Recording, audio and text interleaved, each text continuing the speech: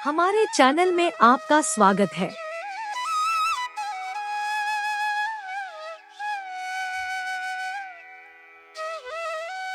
पुराणों में मृत व्यक्तियों के संबंध में कुछ महत्वपूर्ण बातें बताई गई है। भगवान श्री कृष्ण ने गरुड़ जी को मृत व्यक्ति की एक ऐसी चीज के बारे में बताया है जिसका उपयोग करना चाहिए। जब व्यक्ति इस दुनिया को छोड़कर जाता है, वह अपनी कुछ निशानियां यहाँ छोड़कर जाता है। उनमें से कुछ चीजें ऐसी होती हैं जिनमें उस व्यक्ति की ऊर्जा मौजूद रहती है। वह मृत व्यक्ति का उस वस्तु के लिए लगाव मृत्यु के बाद भी बना रहता है। लेकिन अगर कोई व्यक्ति मृत व्यक्ति की इन चीजों का प्रयोग करता है तो उसे नाना प्रकार के संकटों का सामना करना पड़ता है। आइए आज के इस वीडियो में हम आपको बताते हैं भगवान श्री कृष्ण ने मृत व्यक्ति के संबंध में गरुड़ जी को कौन सा महत्वपूर्ण ज्ञान दिया है। दोस्तों, श्री कृष्ण कहते हैं कि हर जीवित जीव की मृत्यु निश्चित होती है। इसमें ईश्वर की इच्छा के बिना कोई साधारण मनुष्य अपनी मृत्यु को टाल नहीं सकता। जब उसका जीवन काल समाप्त हो जाता है तो काल उसे निश्चित रूप से ग्रहण कर लेता है। मृत्यु एक सत्य है जिसे हर कोई टालना चाहता है, लेकिन यह सब परमात्मा की ही इच्छा पर निर्भर है।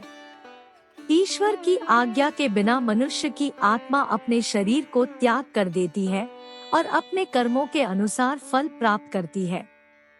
दोस्तों, जैसे जीवित लोगों की एक दुनिया होती है, वैसे ही मृत लोगों की भी एक दुनिया होती है। मृत्यु के बाद आत्माएं इस दुनिया को छोड़कर उस दुनिया में चली जाती है, जहां पर उनका स्वागत उनके पूर्वज करते हैं, जिन्हें मोक्ष की प्राप्ति हो गई है। मनुष्य मृत्यु के बाद अपने कर्मों के अनुसार स्वर्ग या नरक को प्राप्त करता है, लेकिन कुछ आत्माएं असंतुष्ट होकर पृथ्वीलोक पर ही भ्रमण करती है। श्री कृष्ण के अनुसार ऐसी आत्माएं प्रेत बनकर अपने ही परिजनों को दुख पहुंचाती है। मनुष्य प्रेत का रूप तभी धारण करता है जब उसकी अकाल मृत्यु हो जाती है, उसकी कोई अधूरी इच्छा रह जाती है जिसके लिए उसकी आत्मा भी तड़पती रहती है। हमारे शास्त्रों में ऐसी भी चीजों के बारे में बताया गया है। किसी भी मृत व्यक्ति की इन चीजों का इस्तेमाल भूलकर भी नहीं करना चाहिए। दोस्तों, मृत व्यक्ति अपने शरीर का त्याग तो करता ही है, साथ में वह भौतिक वस्तुओं का भी त्याग कर देता है। मृत्यु लोक से कोई भी वस्तु वह अपने साथ लेकर नहीं जाता है। सारी वस्तुएं इसी पृथ्वी लोक में छोड़ देता है। लेकिन मृत्यु से पहले उसे जीवन में कुछ चीजों के लिए अत्यधिक लगाव होता है। वह चाहता है कि इन वस्तुओं को मृत्यु के बाद अपने साथ ले जाए, लेकिन वह ऐसा नहीं कर पाता। इस कारण से मृत्यु के बाद भी उसकी आत्मा का उस वस्तु के साथ जुड़ाव बना रहता है। गरुड़ पुराण में मृत व्यक्ति की उन वस्तुओं के बारे में बताया गया है कि मृत व्यक्ति का अपनी वस्तुओं के प्रति अधिक मोह होने से जुड़ाव रहता है। इन वस्तुओं के उपयोग करने पर मृत व्यक्ति की आत्मा उस वस्तु का उपयोग करने वाले व्यक्ति को तंग करती है। इसलिए किसी भी मृत व्यक्ति की वस्तुओं का उपयोग नहीं करना चाहिए। मृत व्यक्तियों की वस्तुओं को संभाल कर रखा जा सकता है या उन्हें नदी के जल में प्रवाहित कर देना चाहिए।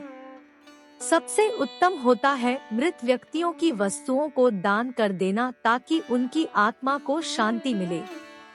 दोस्तों, घर में पूर्वजों की तस्वीरें निश्चित लगानी चाहिए। ऐसा करने से हमें उनका आशीर्वाद प्राप्त होता है। लेकिन मृत व्यक्ति की तस्वीर पूजा घर में नहीं रखनी चाहिए, क्योंकि पूर्वजों की पूजा रोज नहीं करनी चाहिए। पूर्वजों की पूजा, श्राद्ध, तर्पण आदि कार्य केवल पितृपक्ष के महीने में ही करनी चाहिए, क्योंकि सभी पूर्वज पितृपक्ष के दिनों में पितृलोक से धरती पर पधारते हैं। वास्तुशास्त्र में कहा गया है कि पूजा घर में पूर्वजों की तस्वीरें रखने से घर में अशुभ वातावरण का निर्माण होता है। देवी देवताओं के साथ पूर्वजों की पूजा करना शुभ माना नहीं जाता है। हम देवी देवताओं का आवाहन करते हैं और उनकी पूजा करते हैं, जिससे देवी देवता प्रसन्न होते हैं।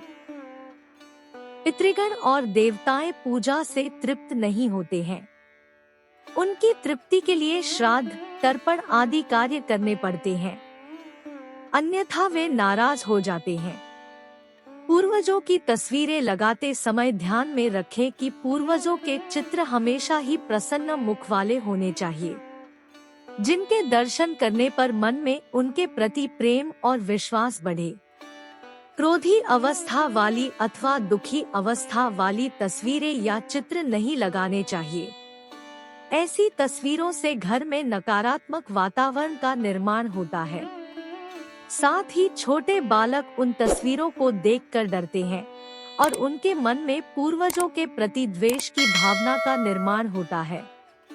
शास्त्रों के अनुसार अपने पूर्वजों की तस्वीर के आगे कभी दुख और क्रोध प्रकट नहीं करना चाहिए, अन्यथा आपके पूर्वज अत्यंत दुखी हो जाते हैं। मृत व्यक्तियों के श्राद्ध और पूजा केवल पितृपक्ष में ही करनी चाहिए। मृत व्यक्तियों की पूजा घर में नहीं करनी चाहिए, ऐसा करने से भगवान का अपमान होता है। मृत व्यक्तियों की तस्वीरें उचित दिशा में होनी चाहिए। शास्त्रों में लिखा है कि दक्षिण दिशा को यम की दिशा कहा जाता है, जहां मृत व्यक्तियों की तस्वीरें लगाई जाती है। जीवित व्यक्तियों के साथ मृत व्यक्तियों की तस्वीरें नहीं लगानी चाहिए। उत्तर दिशा में मृत व्यक्तियों की तस्वीरें नहीं लगानी चाहिए। मृत व्यक्तियों की तस्वीर कभी भी शयन कक्ष और रसोई घर में नहीं लगानी चाहिए। मृत व्यक्ति की 3 ऐसी वस्तुएं हैं जिनका प्रयोग नहीं करना चाहिए। मृत व्यक्ति के वस्त्र कभी प्रयोग में नहीं लाने चाहिए। वस्त्रों में उस मृत व्यक्ति की ऊर्जा व्याप्त होती है, जो उनकी मृत्यु के बाद भी पृथ्वी लोक पर रहती है। ऐसी प्रेत आत्माएं अपने परिवार से संबंध टूटते हैं और जो भी उनकी वस्तुएं इस्तेमाल करते हैं, वे उन्हें बहुत पीड़ा पहुंचाते हैं। लेकिन आप अपने प्रिय परिजन की याद में उनके वस्त्रों का संभाल कर अपने घर में रख सकते हैं अथवा उन्हें गंगा नदी में प्रवाहित कर सकते हैं, जिससे उनकी आत्मा को शांति मिले। लेकिन भूल से भी उनके कपड़ों को पहनना नहीं चाहिए। दूसरी चीज है मृत व्यक्ति के गहने। गरुड़ पुराण में कहा गया है कि मृत व्यक्ति के गहने भी उसके कपड़ों की तरह ही उसकी ऊर्जा के स्रोत होते हैं। मृत व्यक्ति का अपने गहनों से लगाव कपड़ों से भी कई गुना ज्यादा होता है, क्योंकि प्रत्येक व्यक्ति गहने खुद को सुंदर प्रतीत करने के लिए पहनता है। लेकिन जब व्यक्ति की मृत्यु होती है और उसके गहने कोई दूसरा व्यक्ति पहन लेता है, तब मृत व्यक्ति की आत्मा असहज महसूस करने लगती है। मृत व्यक्ति की घड़ी, कपड़ों और गहनों की तरह एक मृत व्यक्ति के प्रमुख ऊर्जा स्रोत के रूप में भी घड़ी होती है।